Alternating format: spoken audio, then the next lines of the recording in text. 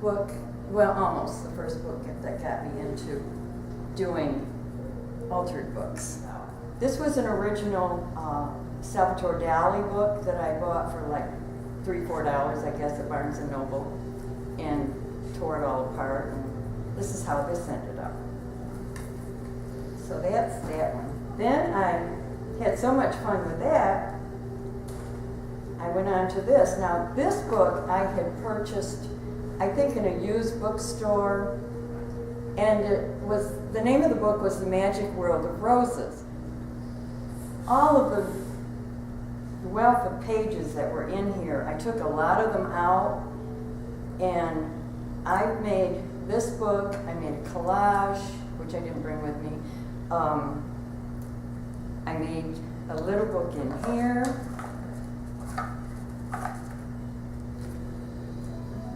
That's a little handmade book that I made. And I still have enough materials left to make probably 3 or 4 more items, whether they're books or just collages or whatever. These 2 pages just fell right into place with these paper roses made out of napkins that I made. And I was in Barnes & Noble one day standing at the checkout line, and I love butterflies, and I looked over and I saw this little envelope that had butterflies in it, pop-up butterflies, and I thought, oh, I'm going to buy that. I don't know what I'll do with it, but this is where it ended up. I took gold paint and etched along here, but I believe I took this and just kind of curled the pages up. As I glued some of the pages together. This is a box that you can purchase at Michael's. They're plain brown. I painted it, and you want to put a Mod Podge or a glue over it to protect the paint. This is Mod Podge. And once you use this, it's going to stick, so be careful. I'll tell you what I did with this box later. I call this book Bella Rosa, and I put my name here. These were little letters that I bought on strips, in Michael's. This is actually a copy of a painting that I have at home that I did, a watercolor painting of roses. And I printed it out on the computer in kind of a vintage look. It's more pink in the actual picture. And I used the braiding around here. I painted this gold, added braiding. I made roses out of some of the pages of this book. This is just supposed to be like this is a memento box, a memory box. And this is supposed to represent something maybe a loved one might have given to me, a bouquet of roses. That's what that represents. You've seen the little magical world of the Magic World of Roses book that I sewed it together. I took some of the pages here, like there's page 1, The Mystique of the Rose, and there's a poem on the back.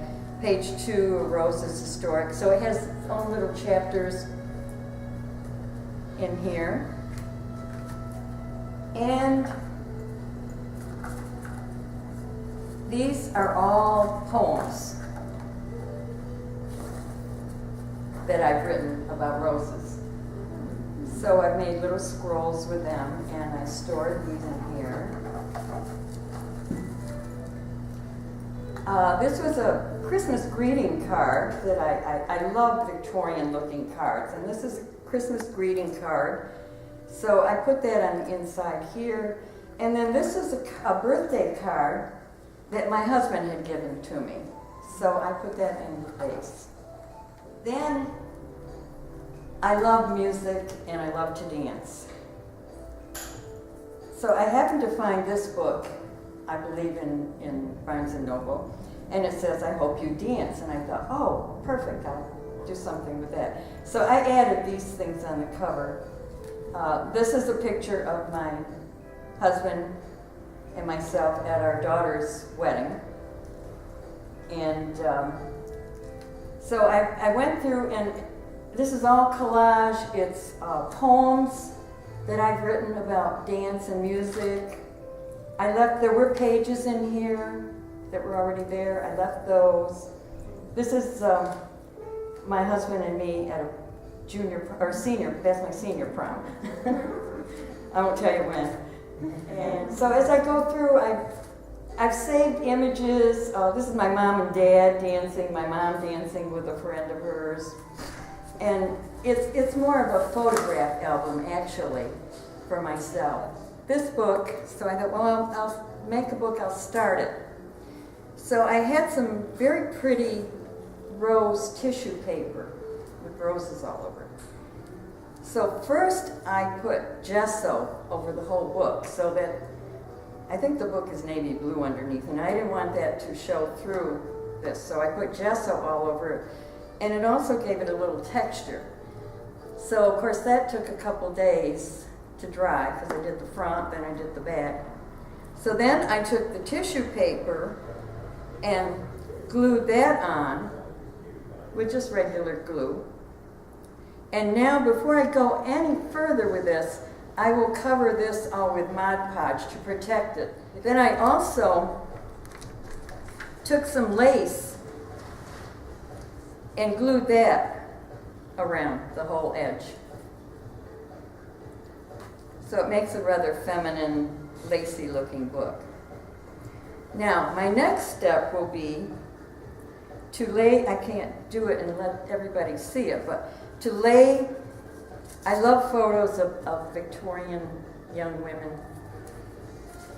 And I had this,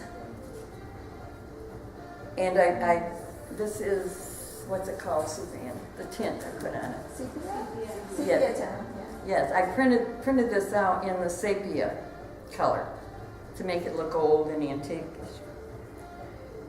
So she has a bouquet of roses there. Well, I'll enhance that. And these I cut off some kind of card or something I had. You never throw anything out when you work on crafts. So I will put those in there. Then, and I'll Mod Podge the photo too, so that doesn't get damaged. Then, my idea with this is old lace doily that I've had for years. I'm not sure if it was one that my grandmother had crocheted. I'm thinking it may have been. It was something I inherited from somewhere. So I will arrange this nicely around here somehow. And I'm thinking I'll put one over here to balance it off. Maybe two here and one here. And I love this lace. We'll put this around to fill in the areas where this other big piece of lace isn't. Or I just might take more of the lace that I used along the edge of the book and put that around here.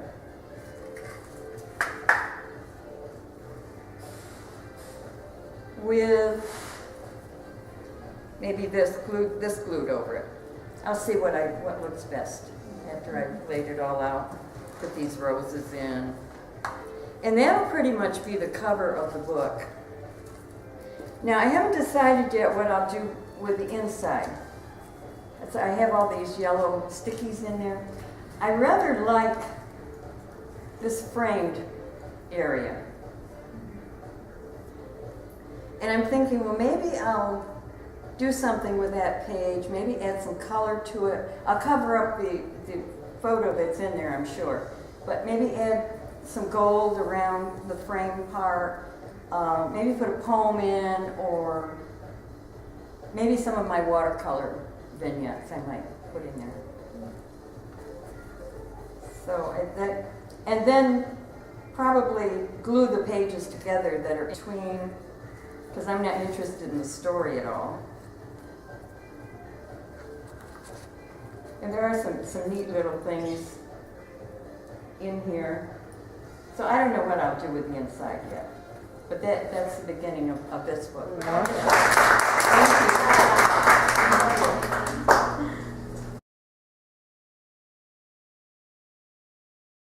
I'm Betty Laur.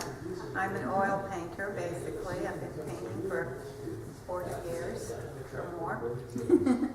And I like to do different projects too, so that's why I'm here. I did this book sculpture.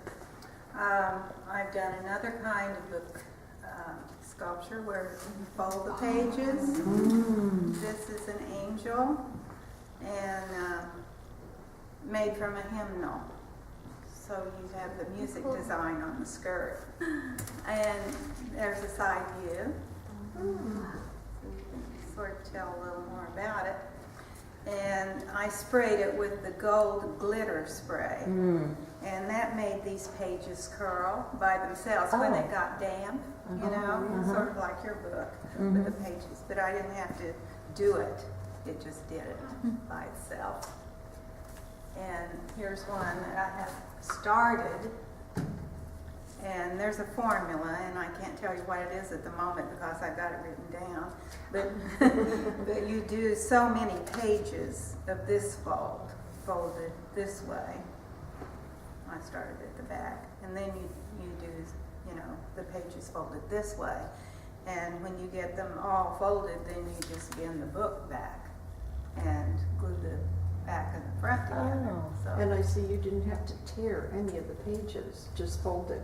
I did tear some pages out. Oh, did you? But, see, I made a base out of a styrofoam circle. Oh. You can see it better here. And covered it with some of the music pages. Oh. And that just gave it something to sit on, because when you have these folded things, they're kind of loose, you know, you need a base. Did you glue that on the bottom to Yes, the base? yes. Well, I think I did. Oh, I know what I did. I put toothpicks or pins or something up through it to hold these, the back and the front in place, because the rest of it just, you know, stays in place as long as the back and the front are fastened. And you can also, I used a wood ball for the head, but you can use a styrofoam ball. And you can do different things. You can put a little, like a little lace doily, you know, around her neck or whatever. And this is moss for the hair. And I think I just bought that little grapevine wreath and sprayed it gold. Oh, beautiful. On the computer, on the internet, there is a website called the Sketchbook Project. And I think it's the sketchbookproject.com. Anyway, you buy a little book. They do this each year. And it's your sketchbook. They mail it to you. You have your number and so forth, so they can identify your book. When you finish it, you mail it back to them. And I believe it's the Brooklyn Public Library that they put it into. And then they also take it out on tour. And they send you an email when your book has been viewed in what city. So it's just a plain brown cover, and you can do anything you want to the book. How fun. And I found an artist, an English artist on the internet. Her name's Sue Blackwell. Her first name's S.U. Sue. And she does these paper things like this out of books. And that's what inspired me and gave me the idea to do it. So either you find, you know, you have an idea from a book you've read that you can visualize a scene that you could do, or you can come up with a scene and try to find a book that goes with it, which is what I did, and then I couldn't find a book with a ghost story. So what I did was I used a book about the Civil War, and they are camping out in the Civil War. I mean, it's not the same thing, but that was close as I could get. It's beautiful. It looks like something you'd see at the Jaffe Center, doesn't it? Thank you. So I cut out the trees. Were they cut from the book that you used in there? Yes. Everything's from this book. Except I've got white cardboard on the backs of the trees about a third of the way up, and then folded down to make a support for the trees so they don't flop around. The fireplace logs are soda straws covered with the page from the book.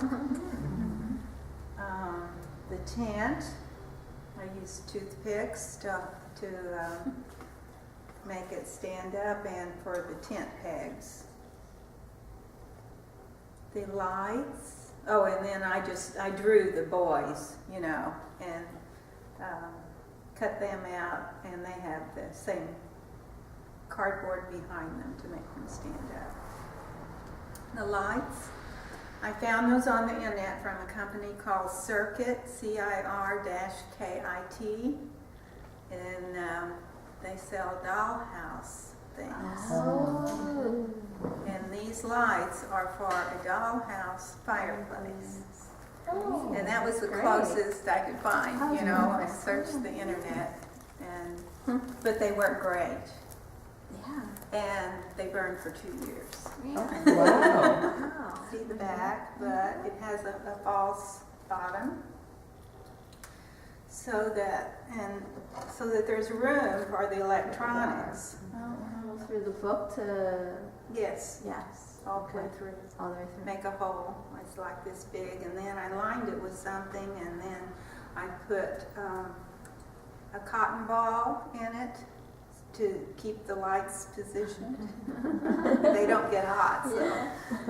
But my next one, I would do more space, you know, between the false bottom and this, and I would not fasten this. I would have it so it would slide in and out, because it's when I went to change the lights, I found out how hard it was to reach in there. So. But see, you can see the cardboard that's holding the trees out.